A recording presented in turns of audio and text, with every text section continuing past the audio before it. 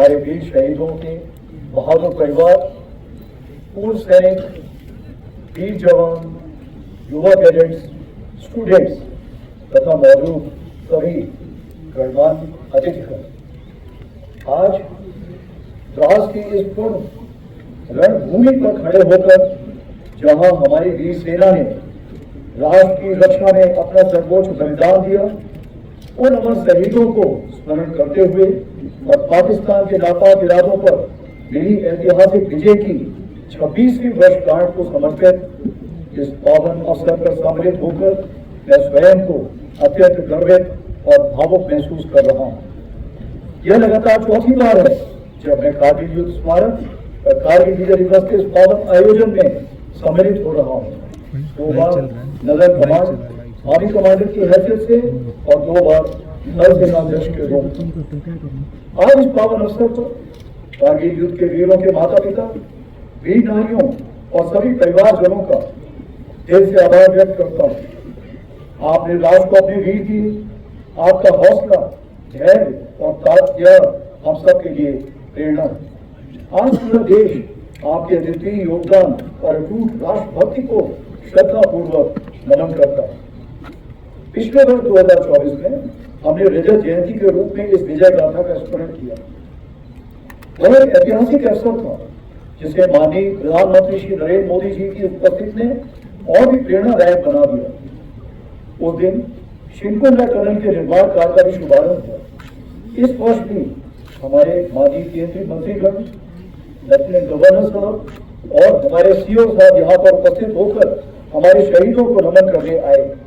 यह दर्शाता है कि कारगिल विजय दिवस केवल एक सैन्य आयोजन नहीं बल्कि पूरे राष्ट्र का उत्सव है। जो खामोश खड़े थे बर्फीली चौकियों पर, उनकी दुआ से महफूज है ये वतन।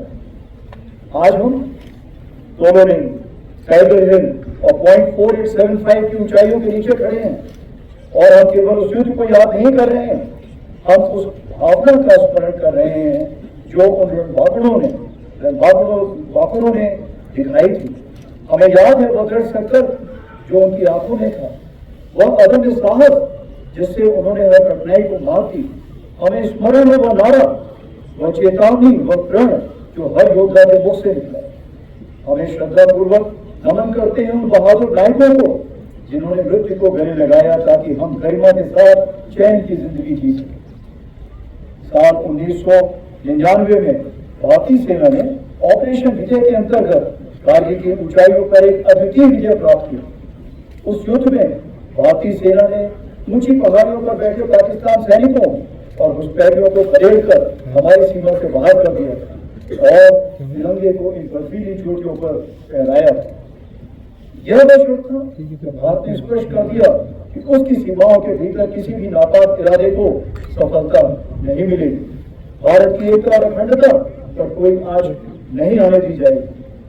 इसी परंपरा को आगे बढ़ाते हुए ऑपरेशन सिंदूर के दौरान भी भारतीय सेना ने उसी अदम्य साहस और दृढ़ संकल्प के साथ पाकिस्तान से मध्य टेररिस्ट इंफ्रास्ट्रक्चर को निशाना बनाया और पाकिस्तान की अन्य आक्रामक कार्रवाइयों को प्रभावशाली ढंग से विफल करते हुए एक निर्णायक जीत हासिल की। हमने शांति को अवसर दिया पर उसने कायरता की कार्रवाई की और उसका उत्तर केवल हमने पराक्रम से दिया। ऑपरेशन सिंदूर हमारा संकल्प, संदेश भी और उत्तर। पहलगाम में हुई कायरतापूर्ण आतंकी हमला पूरे देश के लिए गहरी चोट था, लेकिन इस बार भारत ने सिर्फ शोक नहीं जताया बल्कि ठान लिया कि अब जवाब निर्णायक होगा। देशवासियों का अटूट विश्वास और सरकार द्वारा दी गई रणनीतिक स्वतंत्रता से भारतीय सेना ने एक सुनियोजित, सटीक और निर्णायक जवाब दिया। भारतीय सेना ने 6 और 7 मई की रात को पाकिस्तान और पाकिस्तान ऑक्यूपाइड जम्मू एंड कश्मीर में 9 हाई वैल्यू आतंकवादी ठिकानों को निशाना बनाया, बिना किसी मासूम नागरिक को हानि पहुंचाए। यह केवल जवाब नहीं था, यह स्पष्ट संदेश था कि आतंकवाद को सहारा देने वाले अब नहीं बचे। 7 से 9 मई को पाकिस्तान द्वारा की गई सैन्य कार्रवाई पर भारतीय सेना ने नकातुला और सटीक जवाब दिया। हमारी आर्मी एयर डिफेंस एक अजय दीवार बनकर सामने खड़ी है जिसे कोई ड्रोन या मिसाइल भेद नहीं सकता। यह सब होल ऑफ नेशन अप्रोच के अंतर हुआ, जहां थल सेना, वायुसेना, नौसेना और अन्य सरकारी और प्राइवेट डिपार्टमेंट सब एक साथ मिलकर खड़े हुए, जिसमें एनजीओ भी शामिल थे। जो भी शक्तियां भारत की संप्रभुता, अखंडता या जनता को क्षति पहुंचाने की योजना बना रही हैं, उन्हें करारा जवाब दिया जाएगा और आगे भी दिया जाएगा। यही भारत देश का न्यू नॉर्मल। आज की भारतीय सेना न केवल वर्तमान चुनौतियों का सफलतापूर्वक सामना कर रही, बल्कि हम नित्य प्रतिदिन एक परिवर्तनशील, आधुनिक और भविष्य उन्मुख शक्ति के रूप में तेजी से अग्रसर हो रहे हैं।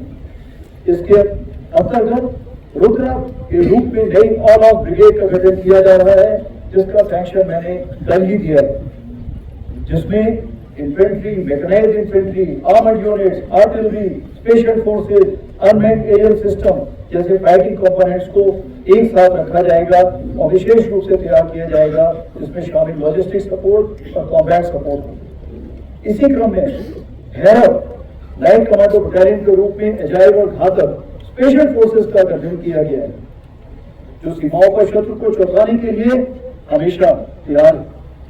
हर इन्फेंट्री बटालियन में ड्रोन प्लेटून का गठन किया गया है। वहीं आर्टिलरी में शक्तिमान रेजिमेंट बनाई गई है, जो ड्रोन और काउंटर ड्रोन इक्विपमेंट और लॉयटर म्यूनिशन के साथ लैस होगी।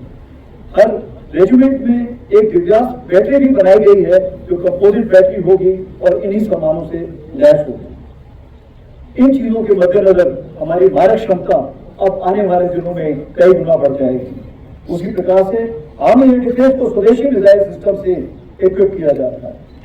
हम पूरी तरह से तैयार हैं कि भारत की 100वीं स्वतंत्रता वर्षगांठ तक यानी विकसित भारत का सपना साकार करें। और इस राष्ट्र निर्माण में हमारी सबसे बड़ी ताकत है हमारा विशाल सेना परिवार, जो लगभग 1.3 करोड़ लोगों का समुदाय है, जिसमें सेवारत सैनिक, उनके परिवार, वेटरन्स और वीर गति को प्राप्त सैनिकों के परिजन शामिल हैं। लद्दाख इसका उदाहरण है, जहां हजारों सैनिक तैनात हैं, अनेक वेटरन्स यहाँ रहते हैं। सेना केवल रक्षा नहीं कर रही, बल्कि सीमावर्ती क्षेत्रों में राष्ट्र निर्माण में भी अग्रणी भूमिका निभा रही है। लद्दाख में ही कई डुअल यूज इंफ्रास्ट्रक्चर के तहत सड़कें, पुल और नेटवर्क तैयार किए जा रहे हैं, जो सेना और स्थायी नागरिक दोनों के लिए बेसिक सुविधाएं मुहैया कराएंगे। वाइब्रेंट विलेज प्रोग्राम के अंतर्गत चयनित किए गए गांव में भारतीय सेना द्वारा प्रायोरिटी से विकास कार्य चल रहे हैं। बॉर्डर टूरिज्म को बढ़ावा देने के लिए battlefield tourism, spiritual, ecological, heritage और एडवेंचर टूरिज्म जैसे क्षेत्रों में कार्य किया जा रहा है, जैसे कि आज आपने खुद देखा है इनॉग्रेशन, जिससे युवाओं को रोजगार मिल रहा है। सेना स्थानीय युवकों के लिए टूर गाइड, माउंटेनरिंग और एडवेंचर स्पोर्ट्स में ट्रेनिंग देकर आत्मनिर्भर बना रही है।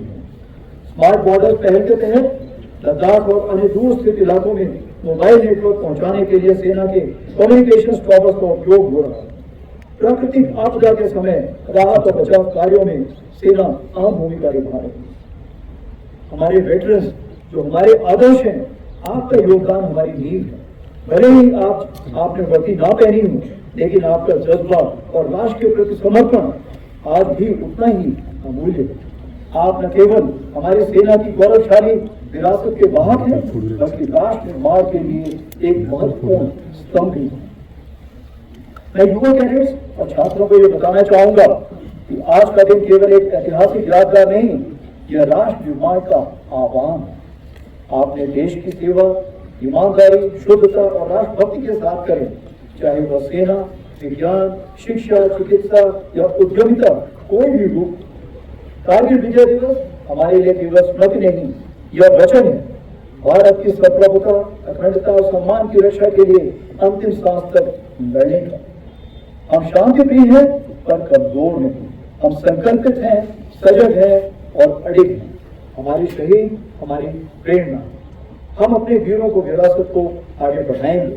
आइए आज हम एक साथ संकल्प लें कि हम भारत को सुरक्षित, सशक्त और विकसित बनाएंगे। इसमें क्योंकि समूचे भारतवर्ष का योगदान है, तो मैं जरूर उस समय कारगिल के बाद जब हमारे प्रधानमंत्री श्री अटल बिहारी वाजपेयी थे, उनकी कुछ पंक्तियां सुनाना चाहूंगा।